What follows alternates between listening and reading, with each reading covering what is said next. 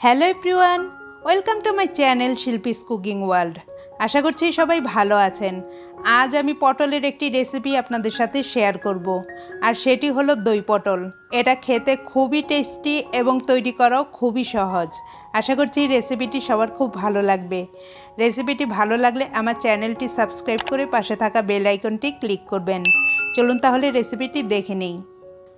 দই পটল রান্না করতে এখানে আমি 1 কেজির থেকে একটু কম পটল নিয়েছি। প্রথমে আমি এভাবে পটলগুলো থেকে খোসা ছাড়িয়ে নিয়েছি, আর পটলগুলোর দুদিকে এভাবে একটু চিড়ে দিয়েছি। আপনারা পটলগুলোর খোসা না ছাড়িয়ে পটলগুলোকে একটু চেঁচেও নিতে পারেন। এখন পটলগুলোর সাথে নিচ্ছি পরিমাণ মতো লবণ, সেই সাথে নিচ্ছি হাফ চা চামচের মতো হলুদের গুঁড়া। এবার হলুদ ও লবণ দিয়ে পটলগুলোকে ভালোভাবে মাখিয়ে নেব।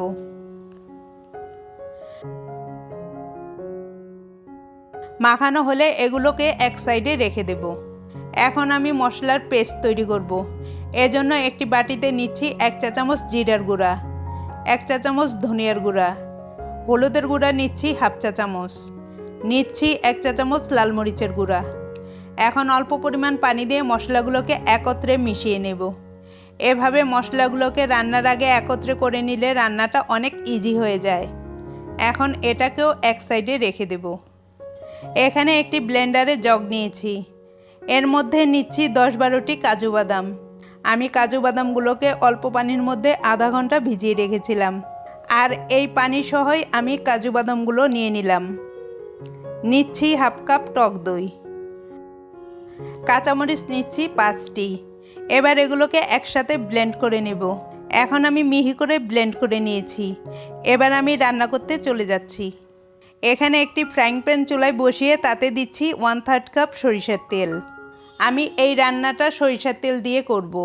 আপনারা সয়াবিন তেল দিয়েও এই রান্নাটা করতে পারবেন, তবে সরিষার তেল দিয়ে রান্না করলে এটার টেস্টটা বেশি ভালো আসে। তেলটা গরম হলে দিচ্ছি আগে থেকে লবণ ও হলুদ মাখানো পটলগুলো।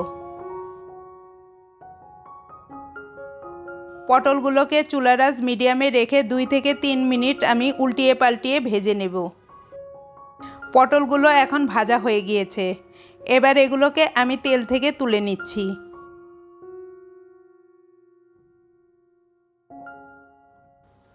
এবার ওই তেলেই আমি দিচ্ছি 2টি শুকনো মরিচ, 1টি তেজপাতা, 2 টুকরা দারচিনি ও 4টি এলাচ।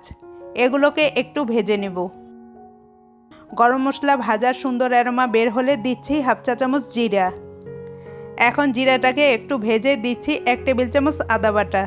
আদাটাকে একটু ভেজে নেব। আদা থেকে কাঁচা গন্ধটা চলে গেলে দিচ্ছি টমেটো পেস্ট। আমি একটি মাঝারি সাইজের টমেটো পেস্ট করে নিয়েছি। আর দিচ্ছি আগে থেকে তৈরি করে রাখা মশলার পেস্টটা। লবণ দিচ্ছি স্বাদ মতো। লবণটা আপনারা আপনাদের স্বাদ মতো দেবেন। এবার মশলাগুলোকে ভালোভাবে কষিয়ে নেব।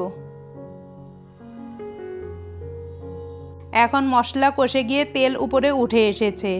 এ পর্যায়ে দিচ্ছি আগে থেকে ভেজে রাখা পটলগুলো। এখন পটলগুলোকে মশলার সাথে 2-3 মিনিট ভালোভাবে কষিয়ে নেব।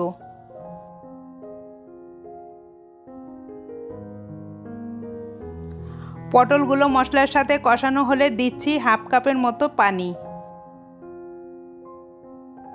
এখন একটু নেড়েচেড়ে চুলার আঁচ মিডিয়ামে রেখে ঢাকনা দিয়ে ঢেকে দেব পটলগুলো সিদ্ধ হওয়া পর্যন্ত। এখন পটলগুলো সিদ্ধ হয়ে গিয়েছে। এ পর্যায়ে চুলার আঁচ একেবারে লো করে দিয়ে টক দইয়ের মিশ্রণটা দিয়ে দিচ্ছি। সেই সাথে ব্লেন্ডারে জগটা ধুয়ে একটু পানি দিয়ে দিচ্ছি। টক দইয়ের মিশ্রণটা দেওয়ার সময় চুলার আঁচ একেবারে লো করে দিতে হবে, না হলে টক দইটা কেটে যেতে পারে।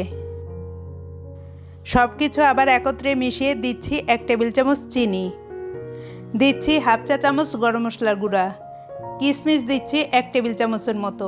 এটা অপশনাল, আপনাদের হাতের কাছে কিশমিশটা না থাকলে স্কিপ করতে পারবেন। আর দিচ্ছি 4-5টি আস্ত কাঁচামরিচ। এতে ঝাল হবে না, কিন্তু কাঁচামরিচের একটা সুন্দর ফ্লেভার ছড়াবে।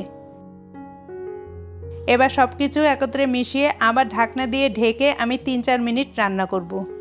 অবশ্যই এই পর্যায়ে চুলার আঁচ লোতে থাকবে। 3-4 মিনিট পর ঢাকনাটা খুলে একটু নেড়েচেড়ে দিচ্ছি 1 টেবিল চামচ ঘি।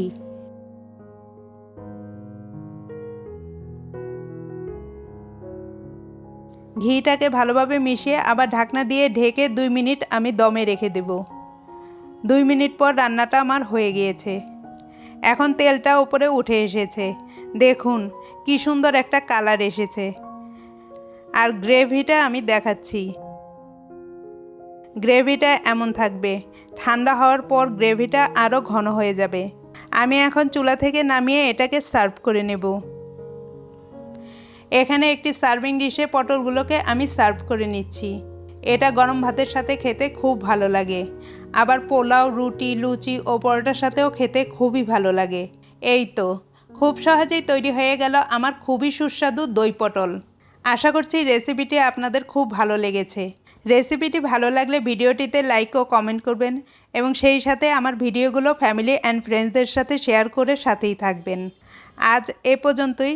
ভালো থাকবেন এবং সবাইকে ভালো রাখবেন। বাই।